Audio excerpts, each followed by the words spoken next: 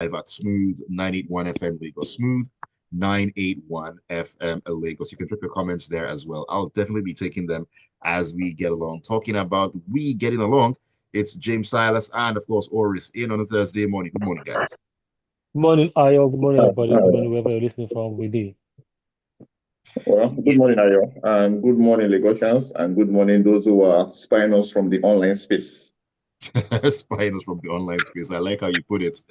All right, so let us begin. Get the show on the road, and I need to start from this point. Acme is out. Yes, he is out, and Burna Boy has apparently issued a stern warning to him. After he's been in detention for 2 months, man, 2 months behind. But I saw his picture, full beard and everything. Man, freedom is something you just cannot take for granted. Anyways, Burna Boy went on his Instagram story yesterday to warn of Speed against messing with him.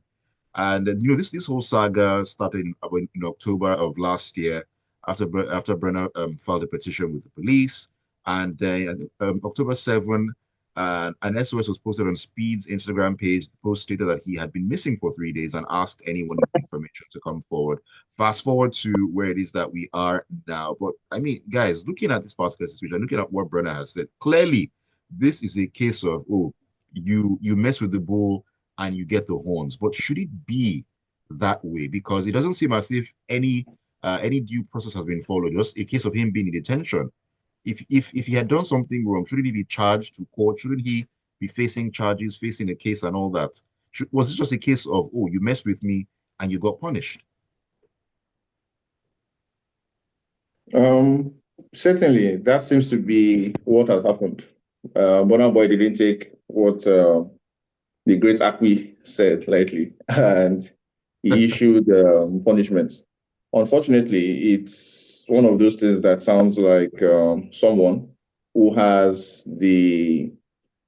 what's the word now? The resources to make another person pay for it, even if it might be sublegal. you Mm, know, that's exactly what it does sound like, because 2 months is a long time to not even get charged. There's no, I mean, I didn't hear about a court case before right. or like after or anything. It's just like, okay, you did me this stuff. You are going to spend some time in, I guess, prison, or you're going to get you're going to spend some time behind bars, and then when I feel better, I'll let you out. It's unfortunate that we are still at this level of law enforcement. But as some will say, or rather, maybe it's one as James will say, it is exactly what it is. Let us not forget that it was Burna Boy that had that line from the song from way back. Burna, I think, where he said, "Get money, you they call police." Me, I The did laugh. irony, the Yeah, no, it's irony. not irony. It's just saying what it feels like works. If you have a certain amount of cash, you can bend Nigeria's law enforcement to do exactly what you want, irrespective of what the law says. So it's really, really unfortunate. But I'm sure, of course, because we're Nigerians and because we grew up being used to this kind of ridiculous circumstances, there are people who would say that Akpi had it coming. And so nobody should feel sad that somebody spends his entire holidays behind bars when it's not like he was charged for anything. I'm sure there are many people who feel exactly that, especially Burna Boy fans who feel that way. Or people who are hoping that one day they'll get into Burna Boy's resources so that they too Mm, can oppress an right. individual like this. But this is not to say that Akpi's unbridled comments are endorsed by me. They definitely are not. But I believe that certain things should be done the right way. Unfortunately, this is Nigeria. If you have money, anything goes, and many things go behind bars. James, jump on this one, please. Yeah, I mean, always has said it all, really. That first of all, nobody supports. I don't support what Akwi, Speed Darlington had done in terms of the way he had run his mouth with the accusations that he had, leveled against Burna Boy. I mean, not maybe not accusation in that sense, but slander. He said a lot of things, that even if they say it to a lot of us listening, we are not going to like. Some of those things, if somebody's saying that to my face and boldly saying like, I'm gonna go collect. So, but in this situation, if you cannot get to speed balancing, at least the law enforcement will find a way because they have been, um, He has given them, what's the word they always use just now? He has the resources. He has the resources. He has actually, motivated them to move in on speed diagnoses. And it says really, really a lot about our law enforcement and even the justice system. The fact that the guy could be locked in there, not charged properly, not taken to court, nothing. They were just locked and lost somewhere Right. until they finally, I don't know how, maybe bailed him or maybe now try to find a way around even the premises of the law to release him. So, but it's actually oppression on all levels. Yes, it is wrong. What he did was wrong, or the things that he said were hurtful as well. But um, in any circumstance, the due process was supposed to have been followed. And even if, he got away with it, there are other ways you can still manage the situation as against locking him up. And it just that's why somebody will say, Burna Boy locked him up. I kept saying that, no, man, it's not Burna Boy really. If we were in the right system, if the system was proper, you cannot say Burna Boy locked Speed Darlington up. You say it was the police that locked him up because ordinarily they're supposed to have or go through the same process to say, okay, what exactly did he do? And then even by now, the case itself would have even been done and dusted in court if due process was followed. But thankfully, he's out now. I want to believe that he had learned his lesson. I don't know what the conditions would have been. We don't know. We We don't have hope. the details. But hey, it's what it is. Hmm.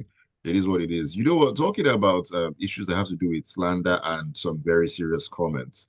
Chris Brown is in the news. Yes, indeed he is. Now he's suing Warner Brothers for $500 million over sexual assault allegations posed in its investigation discovery docuseries Chris Brown, A History of Violence. That is a very interesting name to call a documentary about someone.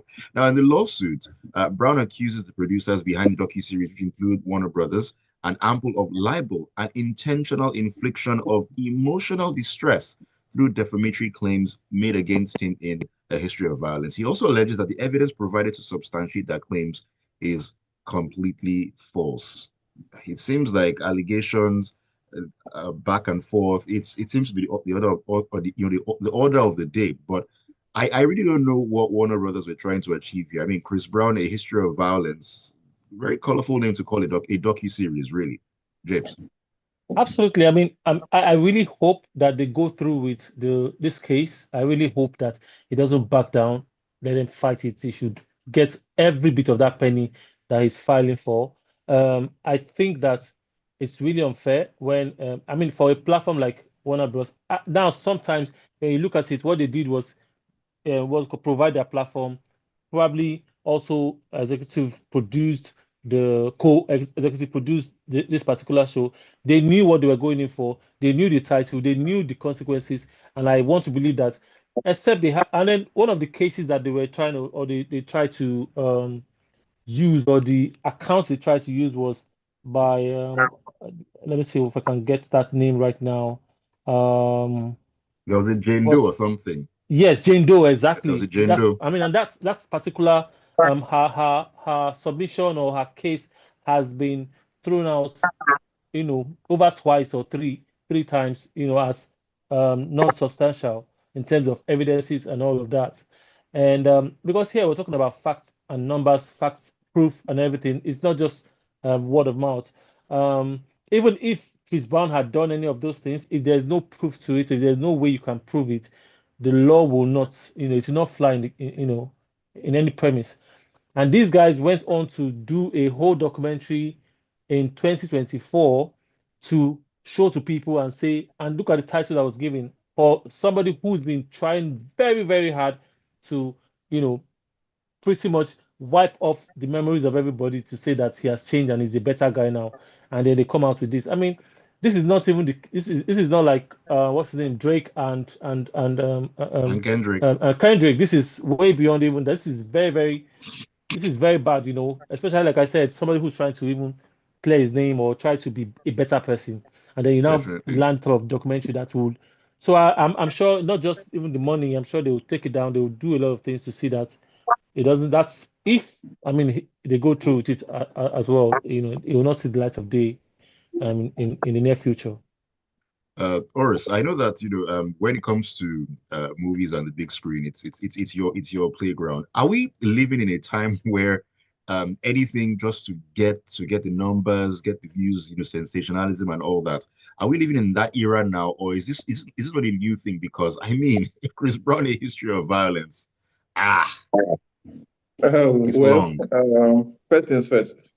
I have to say that the man actually has a history of violence. So, irrespective of Wow. he does have a history of violence.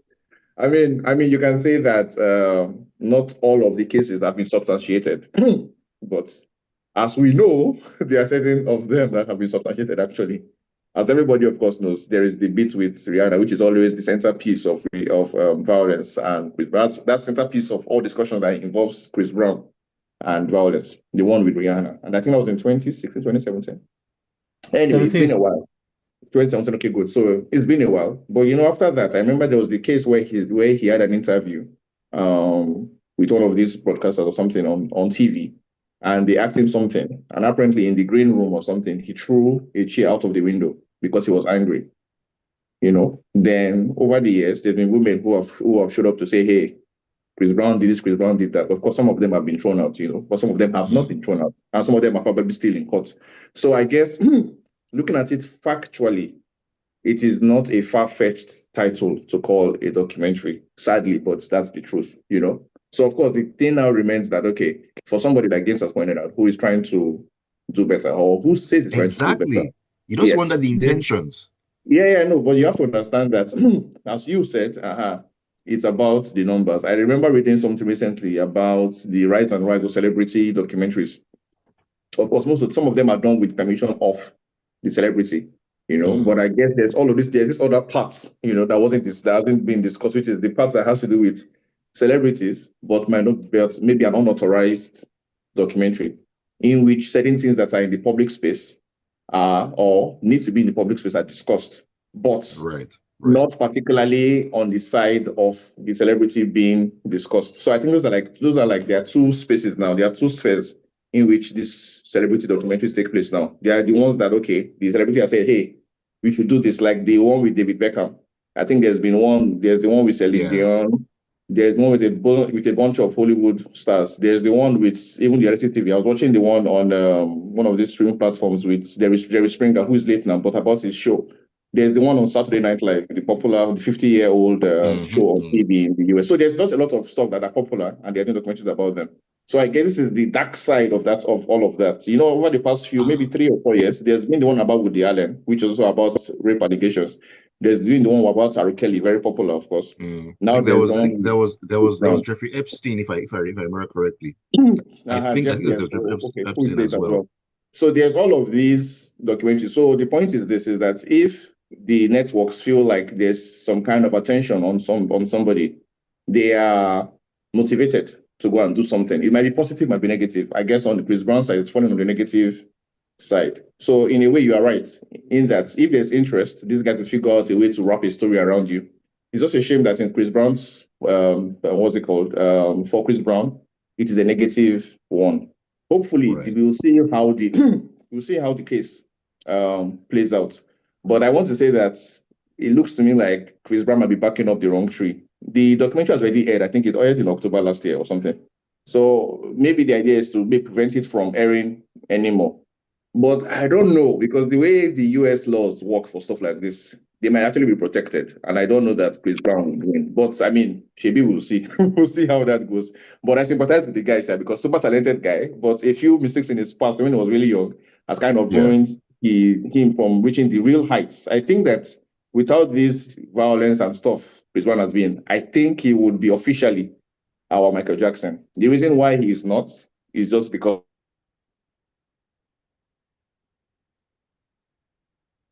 It looks like Oris's Which just stuck network, I guess. network, I guess. I think it's okay. So I think you're back, Oris. You kind of froze for a okay. second, but we need to take a break right now. When we come back, we'll continue the conversation right here on the Grapevine on Smooth 98.1. Don't go anywhere. Oh, my internet malfunctioned. That breaks my heart. Yeah, it just froze for a couple of seconds and then you came back on. It happens. It must be James trying to call me. Yeah, right. Matter of fact, I was Speaking of shocked. I said, "Oh, is it my own internet?" Then Ion moves. I said, James, "Oh, that is."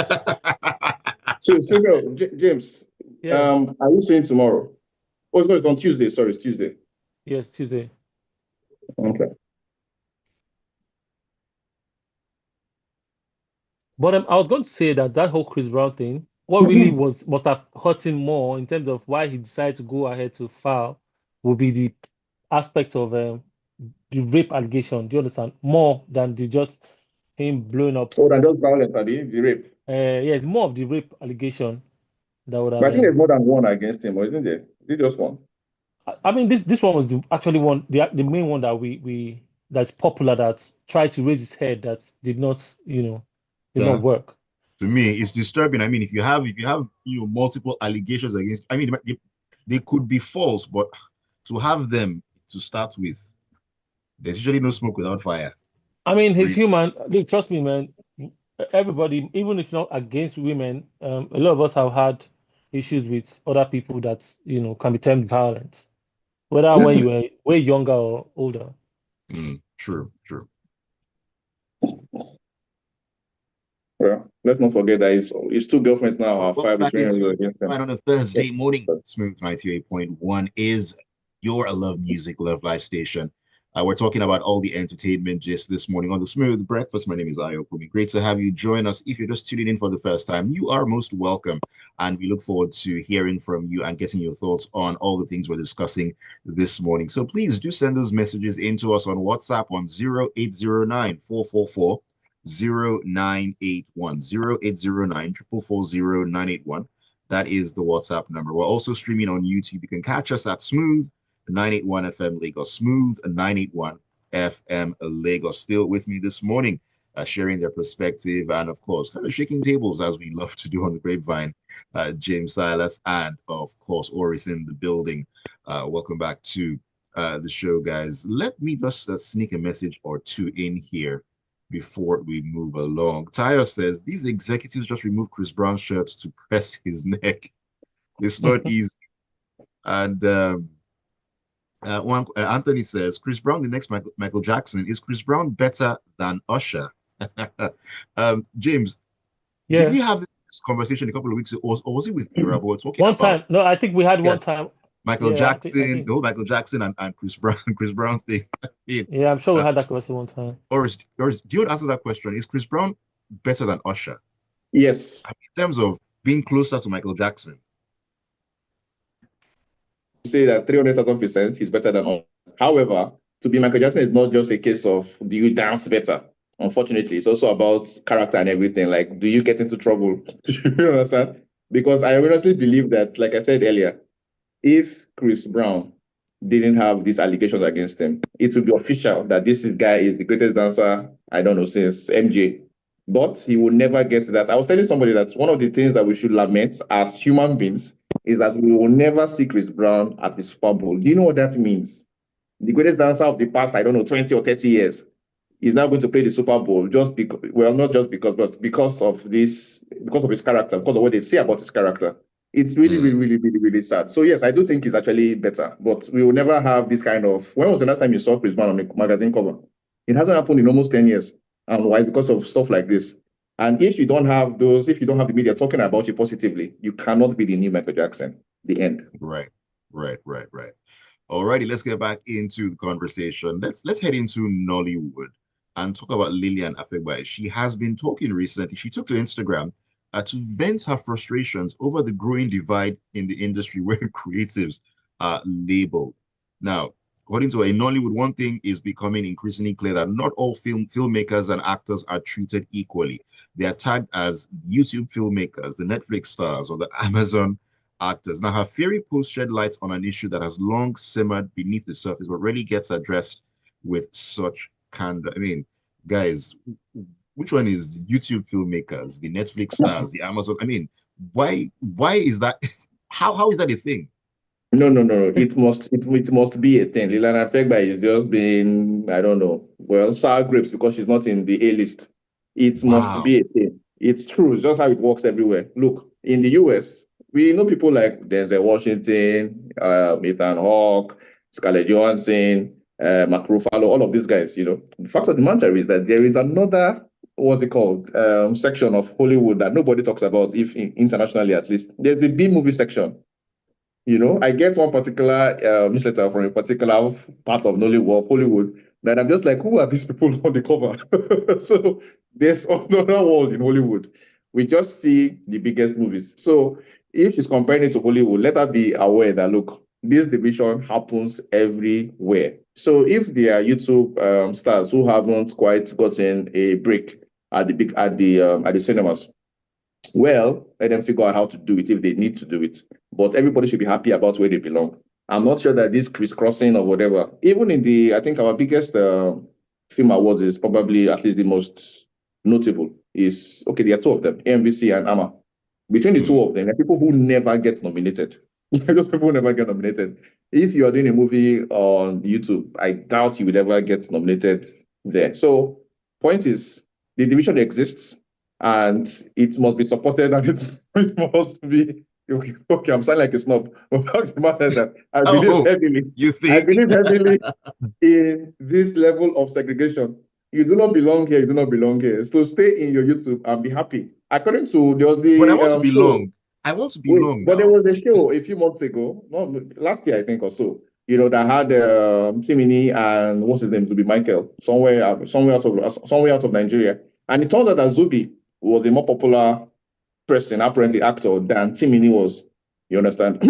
And of course, since then, in my head, I feel like I've seen Timini play a lot more roles on YouTube for that reason. But maybe that's just my imagination.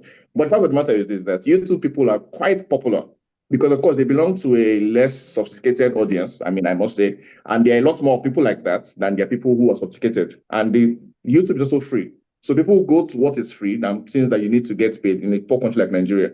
So, Lina Afegbai, I understand your problems, but the fact of the matter is this: these divisions will be how they are. If she feels strongly about it, let her figure out how to make a movie for cinemas. The end. Yeah, James, I also don't think that. I also don't think that they should care too much or they should worry too much about how people tend to label them or whatever. Because at the end of the day, even Lillian has a series on YouTube herself, and they should why not focus on the money that they're making off YouTube? Do you understand? Because the fact is that we don't have a lot of options when it comes to even showcasing your talent or showcasing your movies. If you can't make it to the Netflix platform, which might be perceived as premium, how about you leave yourself on YouTube, where at least they have good numbers. Go and look at the numbers that are raking in on YouTube. My own case here is that that whole the segregation is there. Not even if called segregation might sound offensive. Let's say the classification the classification Okay. is what it is, And the fact is that everybody, they are all from Nollywood. So whether you've done big cinema movies or blockbuster movies or not, you're an actor. I think that's one of the things that people should see us as well. So maybe you get offended when I say YouTube actor, but truth is that if you go to YouTube today, a lot of people that are there, a lot of actors that are there came from the mainstream or are from the mainstream. Of course, how else can the younger ones or the upcoming actors get a platform? They're not just going to throw you from the street, from one audition to the big screen. Sometimes you have to go through the ladder. Do you understand what I'm saying? So, but a lot of these guys also, I mean, Iniedo is there, Timini Ebuson is there, Jim Ike. Not so long ago, there's one I saw, Rita Dominic, Ute Jumbo, like a lot of them. But and then if you cannot, like I said, if you're not getting roles and you can create a platform for yourself on YouTube, embrace it. Don't be offended when somebody or people. Then let's just take it that okay, people that don't understand how things work can just use the word or throw the word YouTube actor or online actor. Hey, whatever. But I just feel like an actor is an actor, whether you are on YouTube. They're just platforms. So I don't know why it should be offensive. I think what should be offensive to Lillian is the fact that she was offered scenes. Hey, maybe that can be. Maybe she can say, "Oh, that's an insult," but the fact that she's showcased or where she's acting or doing a thing or where one of her movies or whatever was showcased that was YouTube, then there's no insult or degradation on that. That's how I see it. All right. An actor is an actor. It's not a case of how good of an actor are you. Your work should speak for you. It shouldn't really matter at the end of the day. All right, James, you mentioned Iniedu. I'm actually glad you did because we're going to, talk about her as we wrap up on the Grapevine this morning. She went into detail about her struggles with fertility, which eventually spurred her decision to have a daughter via a surrogate. Now, she got candid about her struggles on a recent episode of the Young Famous and African reality TV show. You're talking about how she's always wanted children. She reportedly shared that she got married at 26, and thinking that, oh, by 31, she would have completed childbearing and all that. So she had fertility issues. And, she came out to talk about all this. Now, one thing I've taken from this is the fact that we as human beings, we definitely need to be kinder because, you would have heard all sorts of different things, not just about Iniedo over time, but different people that, oh, at your age, you did not marry, you did not do this, you did not do that. Not knowing that these people are going through some serious struggles behind the scenes. Human beings need to be kinder, really.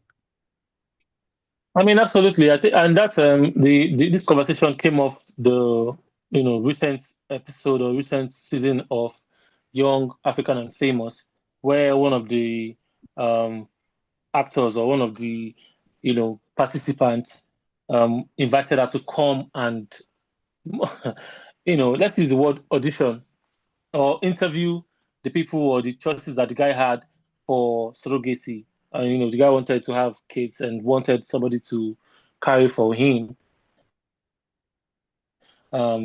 without marriage or without the normal procedure, and invited her to come, and since she has had an experience with surrogacy, and she took offense and she was offended by that, saying that the guy was subjecting women to to childbearing, or and then it just sort of spiraled into this whole what we're talking about right now.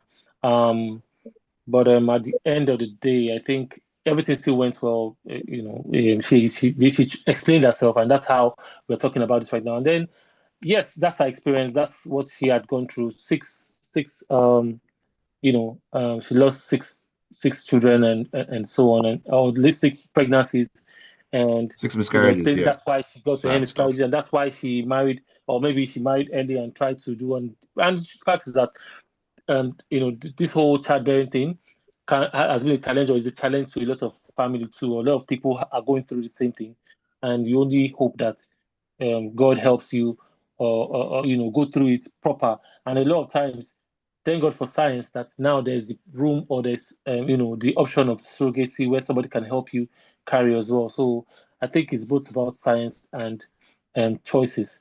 But hey, that's a story, and I believe this is, and according to her, it was the first time that she was talking about it too, because I know we knew that she had a child or something, but not a lot of people. We knew, I mean, we knew that it was surrogacy, but not a lot of people knew the story behind it. Not like she gave us more insight into it, but hey, that's what happened, and that's our truth. Right. Oris, final words as we wrap up this morning. Yeah, I mean, the issue of fertility about pregnancy is always going to be a huge one. It's how humanity continues. So I understand Ini, and I guess I wish her the best. There's not a lot of things to say about a subject like this. But you're right. We should be kinder, I guess, when it comes to stuff like this, because you just never know what someone is going through. One described it a lot, then to have 6 I can imagine how much turmoil that whole experience would have given her. So, I mean, Ini, if you listen to this, yeah, you have my sympathies. All right, let me take a couple of messages and rush through them. Bino from Lekki says, this life, man, just have money. CP said derogatory words against Burna Boy, more worse than what Akmi said, but he's walking freely. This life, just have money. If you don't get money, hide your face. Nigerian lesson, just have money. Anthony says, I totally agree that if Chris Brown performs at the Super Bowl, he will definitely do better than what Usher did. Oluwaseyi says, Chris Brown dances great, maybe better than Usher, but in my opinion, he isn't a better all-round musician or performer than Usher. And to compare him to Michael Jackson, the one who strikes a pose on stage and fans pass out from excitement and whatnot. Come on, guys. My opinion, though. Well, I guess that's why it's your opinion, Oluwaseyi. We'll all see things very, very differently. Tayo says, Lydian will be okay. You can't belong everywhere in Nollywood. Just continue with your hustle and stop crying or lamenting in front of a camera phone. This has a camera phone, Tayo. And RIP to David Lynch. Please avoid smoking. True story. Smokers are liable to die young, as they say. Francis says, I thought BPN and Real Housewives show was more toxic until I saw this new season of Young, Famous, and African. Please, the Red Pill should just cancel the show or bring a new cast. Only DJ Nake or Nick and Kayla or Kayla were, were the less troublesome cast on that show. They bring the drama, Francis. I mean, the drama is very key to everything at the end of the day. Alrighty. Thank you for sharing your thoughts. And thank you so much, guys. Oris and, of course, James for joining me this morning. Always a great time having you on. Yeah. All right. All right. See you guys on the other side. Looking forward to next Thursday. And thank you once again for being a part of the Grapevine and keeping it tuned to Smooth 98.1. Don't go anywhere.